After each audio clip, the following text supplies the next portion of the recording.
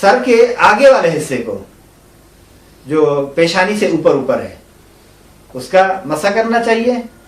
اور رائٹ اور لیفٹ پاؤں کا کس طرح کرنا چاہیے؟ کہتا ہے کہ وہ انگلیوں سے لے کر وہ ابھری ہوئی جگہ جو ہے اس تک ضروری ہے.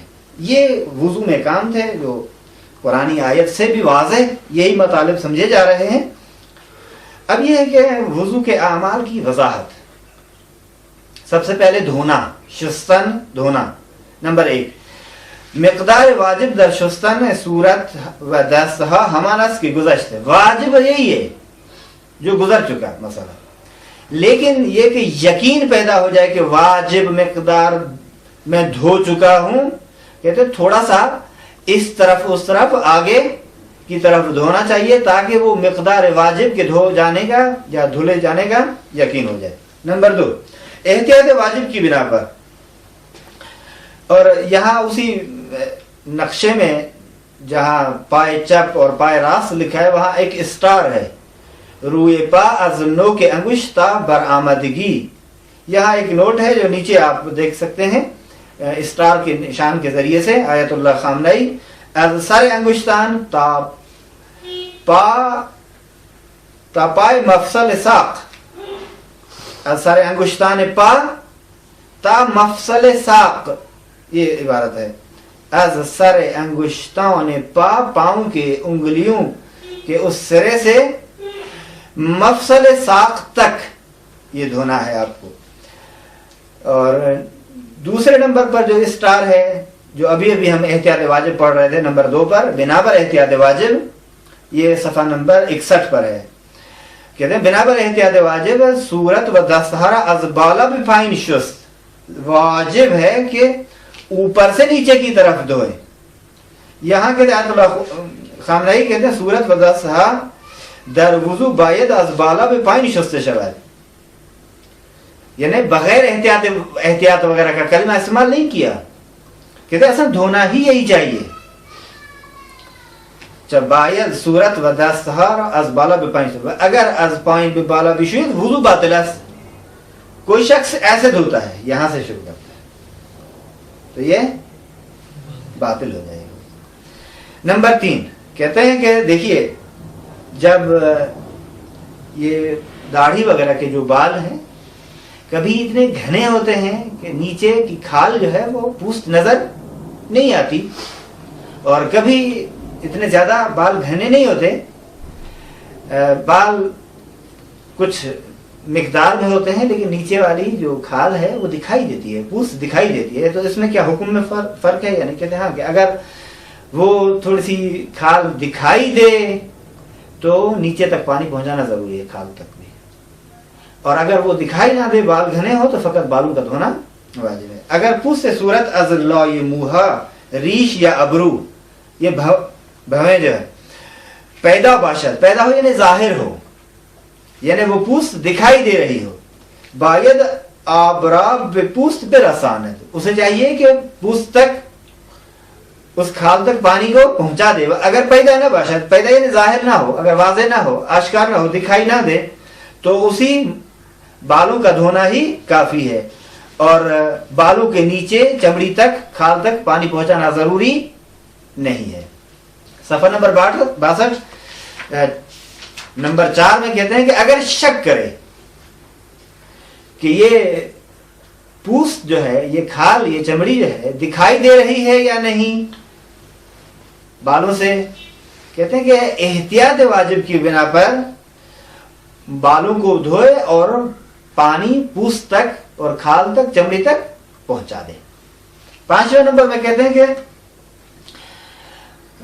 کیا اس ناک کا اندر والا حصہ یا منہ کا اندر والا حصہ جو ہے، یا ہونٹ اور چشم جب انسان بند کرتا ہے تو کیا وہ یہ دھونا بھی ضروری ہے؟ کہتے ہیں شستن داخل بینی و دہان و مقدار یا ضلع و چشم ہنگام بستن دید نیوی شود واجب نیست. ان چیزوں کا دھونا ضروری نہیں ہے، واجب نہیں ہے. ولی برای ان که یقین کند از جاهایی که باید شسته شود چیزی باقی نمونده واجب از مقداری از آنها هم بشوید. کہتے ہیں یقین حاصل کرنے کے لیے ضروری ہے تھوڑی مقدار ان چیزوں جن کا نام ذکر کیا گیا وہاں سے بھی دھو لے، تاکہ اس کو یقین حاصل ہو جائے کہ جو واجب عمل تھا وہ میں نے انجام دے دیا ہے۔ چھٹے نمبر پر کہتے ہیں کہ دیکھیے ایک مرتبہ ہم چہرہ جب دھوتے ہیں تو ایک مرتبہ پانی لگاتے ہیں، 2 مرتبہ پانی لگاتے ہیں، 3 مرتبہ پانی لگاتے ہیں۔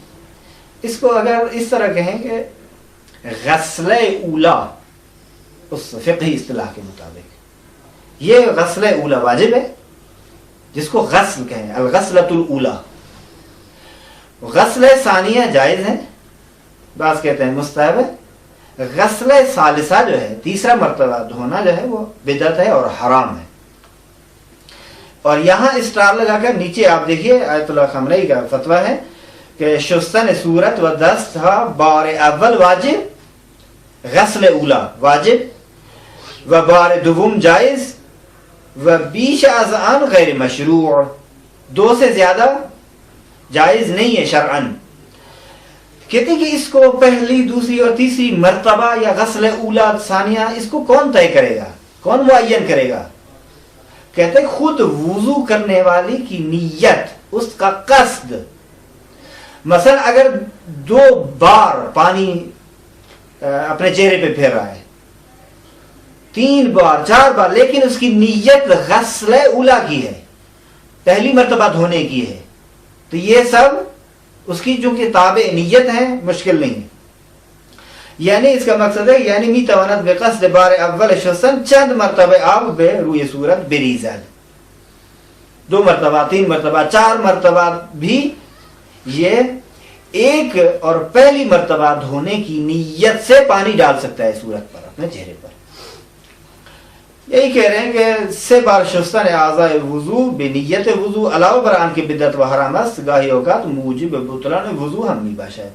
2 حکم ہے، ایک تو حرام ہے، بدعت ہے، دوسری بات بعض اوقات یہی اس طرح کا وضو کرنا یعنی تیسری مرتبہ دھونا وضو کے باطل ہونے کا سبب بھی بن جاتا ہے۔ بس عنوان 6 میں ہے کہ تکرار در شستن اعضاء وضو، اعضاء وضو کو تکرار کے ساتھ دھونا کیا حکم رکھتا ہے؟ 3 بیان کیے ہیں۔ بار اول واجب، اس کو غسل اولا کہتے ہیں، بار دوم جائز، بار سوم بدعت و حرام، اور اس پر جو اسٹار کے نشان سے نیچے بیان کیا گیا مطلب اور خامنئی کی فتویٰ کے مطابق وہ بھی بیان ہو چکا۔ 7 نمبر میں کہتے ہیں کہ 3 بار شستن اعضاء وضو بنیت وضو، نیت وضو سے وضو کے اعضاء کا 3 سے مرتبہ دھونا یا 3 سے بڑھ کر دھونا، کہتے ہیں کہ علاوہ اس کے کہ بدعت اور حرام بھی ہے، بعض اوقات وضو کے باطل ہونے کا سبب بھی بنتا ہے۔ وہ اندر صورتی اس کی کب، کہتے ہیں یہ اس صورت میں ہے کہ آب مس از آب شستن سے وہ باشد، یعنی آپ ظاہر مس تو کریں گے نا، اب یہ جو مس کریں گے یہ جو تری اس موجود ہے ہاتھ پہ وہ غسل اولا کی ہے یا ثانیہ کی ہے یا ثالثہ کی ہے؟ اگر یہ غسل ثالثہ کی تری ہے تو غسل اولا کی تری تو نہ ہوئی نا۔ جب غسل ثالثہ کی تری ہے تو نتیجتاً آپ وضو کس سے کر رہے ہیں؟ اسی تری سے کر رہے ہیں نا۔ مس کس سے کر رہے ہیں؟ اسی تری سے کر رہے ہیں نا۔ اور وضو میں غسل اولا کی تری ہے یا غسل ثانیہ کی تری ہے، غسل ثالثہ کی تری صحیح نہیں ہے، بس وضو باطل ہو جائے گا کیونکہ مس صحیح نہیں ہے آپ کا۔ جب مس صحیح نہیں ہے تو وضو ادھورا ہے، ناقص ہے۔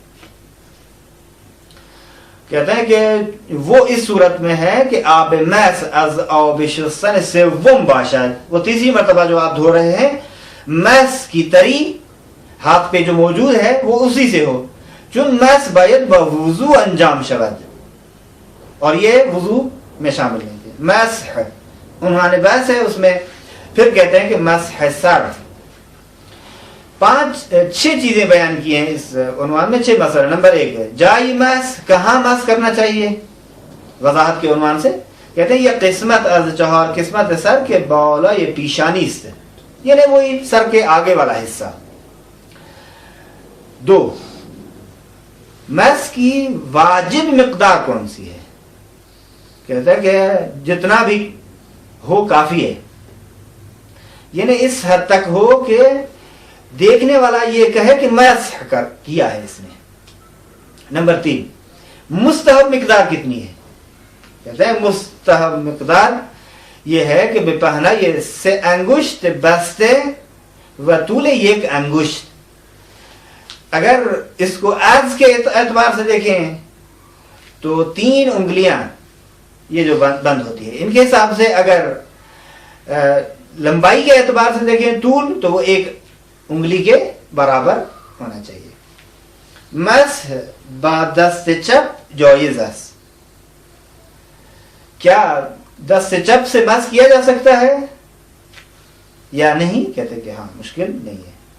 یہاں اس طرح لگا کر نیچے حاشیے میں فتویٰ ہے آیت اللہ خامنہئی کا، وہ فرماتے ہیں کہ مسح سر و پا ها باید با رطوبتی که از آب وضو در دست ها مانده کشیده شود و احتیاط آن است که مسح سر با دست راست کشیده شود، ولی کشیدن مسح از بالا به پایین لازم نیست۔ ایک تو پہلے مسئلہ سے مربوط ہے، کہتے ہیں کہ سر اور پاؤں کا مسح اسی رطوبت سے ہونا چاہیے جو وضو کرتے وقت ہمارے ہاتھ میں موجود تھے، اور اسی سے ہی کھینچنا چاہیے۔ اور احتیاط واجب یہ ہے کہ رائٹ ہینڈ سے کرنا چاہیے، دست راست سے سر کا مسح کرنا چاہیے، ٹھیک ہے۔ اور لیکن کیا ضروری ہے کہ اوپر سے نیچے کی طرف کھینچے؟ کہتے نہیں، ولی کشیدن مسح از بالا به پایین لازم نیست، یعنی اوپر سے ایسے کھینچنا ضروری نہیں ہے، واجب نہیں ہے۔ اگر نیچے اس سے پیشانی سے اس طرف کھینچے تو بھی مشکل نہیں ہے۔ وہاں کیا کہا تھا؟ وہاں کہا تھا کہ جائز ہے، یعنی دست چپ سے مسح کرنا۔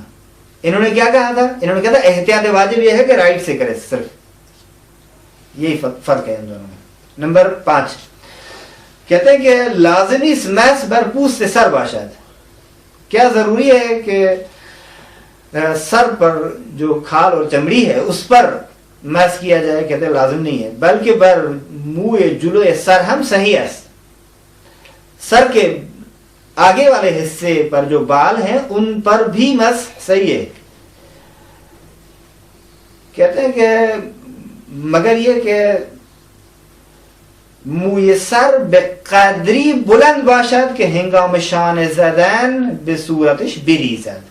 بہت بڑے بڑے بال ہوتے ہیں نا، کبھی آپ نے دیکھے ہوں گے، وہ پونی وغیرہ بھی باندھتے ہیں، اور ظاہر ہے جب کنگھی کرتے ہیں تو وہ سر کیا وہ تو آگے بھی چلے جائیں گے۔ اس صورت میں ضروری ہے کہ پوست پر اور اسی چمڑے اور کھال پر ہونا چاہیے، یا قسمت پائین بیخ